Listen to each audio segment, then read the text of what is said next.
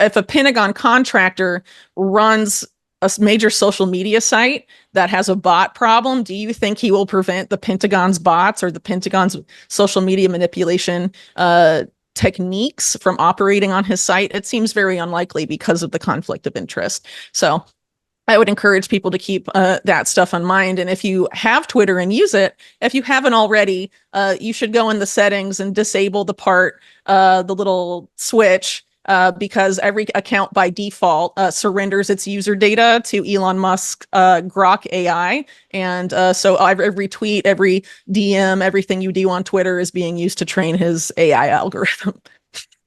So I don't really think it's about free speech for Elon, personally. In this recent interview on Sabby Sabs with Whitney Webb, we dive deep into the critical issues surrounding privacy and surveillance technologies such as Palantir, examining their implications amidst the political battle between Harris and Trump. As the election season intensifies, understanding the choice between the lesser of two evils becomes increasingly important. At the moment of this discussion, Bitcoin is trading around $59,000, reflecting a 1% increase over the last 24 hours and showing steady growth over the past week. This context sets the stage for a broader conversation about how these political figures align with or oppose the encroaching surveillance technologies that threaten our personal freedoms. Before we dive into this interview, don't forget to like, subscribe, and share this channel. Now, let's hear this discussion with Whitney Webb.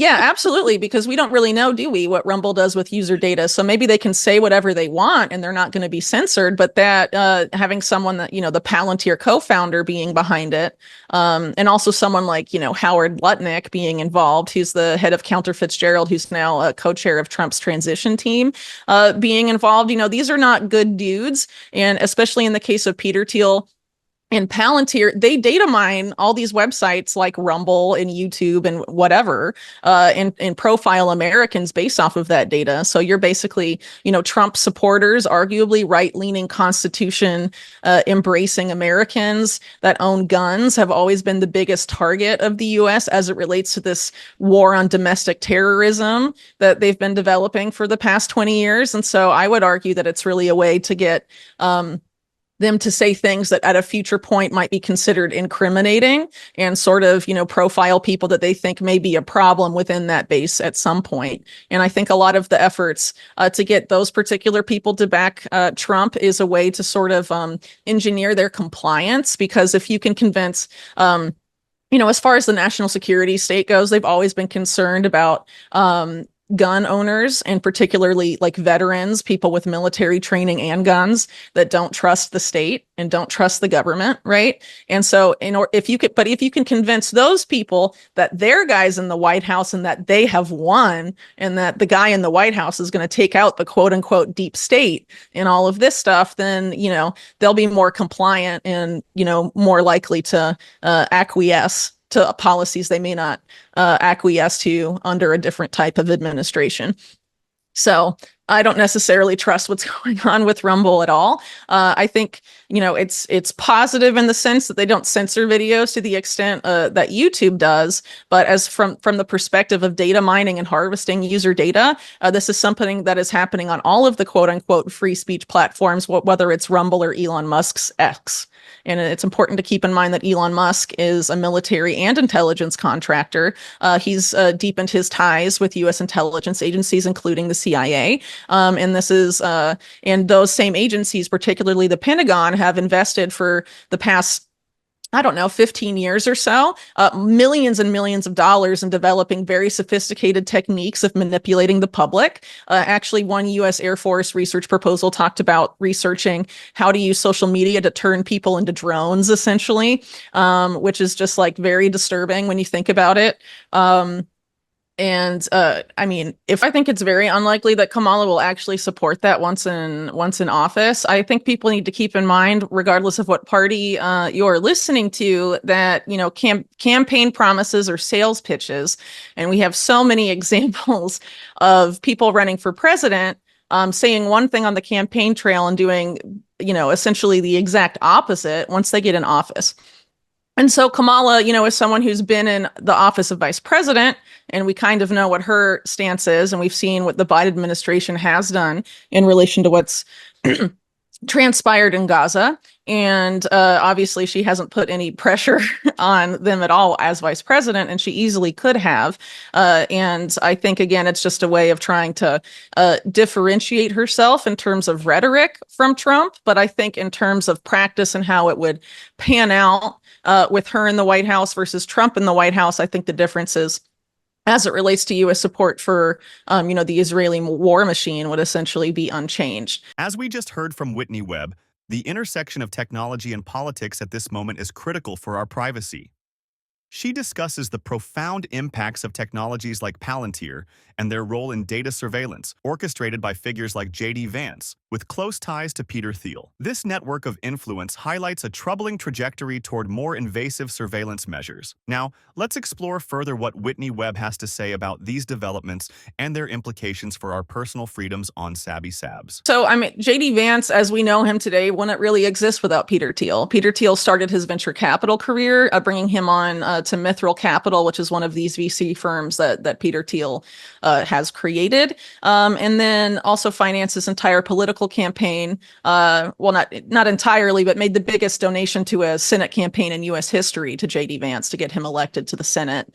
And also capital was a major donor to start up J.D. Vance's own venture capital firm, which is called Narya Capital.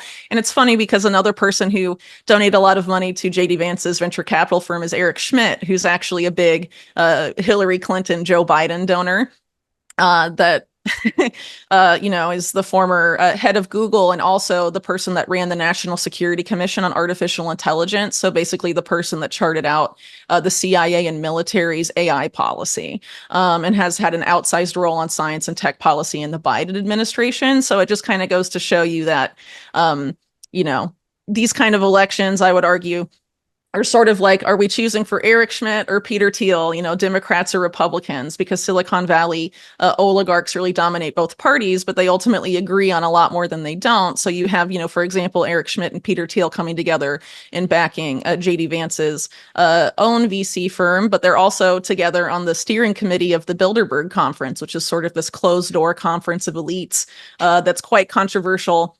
And even more secretive than things like the World Economic Forum's annual meeting and things like that. At least that's filmed and the public can watch it. Bilderberg is not quite that. But you'll have top intelligence figures, top government officials, and top people from, the corporate sector coming together to essentially collude about their agendas for the world going forward. So again, Peter Thiel and Eric Schmidt tend to agree on a lot more than they don't. But they back politicians that have different rhetoric, but ultimately implement the same policies at the end of the day, which is, why we have this uniparty phenomenon that people over the past several years have been able to see. But, it seems like whenever there is an election year and a lot of election related content is out, people that knew about the uniparty seem to kind of forget that it's a thing and think that there are meaningful differences between the two parties. So as far as J.D. Vance goes, the ties to Peter Thiel are very important. He owes his political career to Peter Thiel, and he owes his very successful venture capital career to Peter Thiel. And Peter Thiel is a problematic individual. He frames himself as a libertarian, but if you actually look at what he says about economics and his beliefs there, he's really much more of a fascist.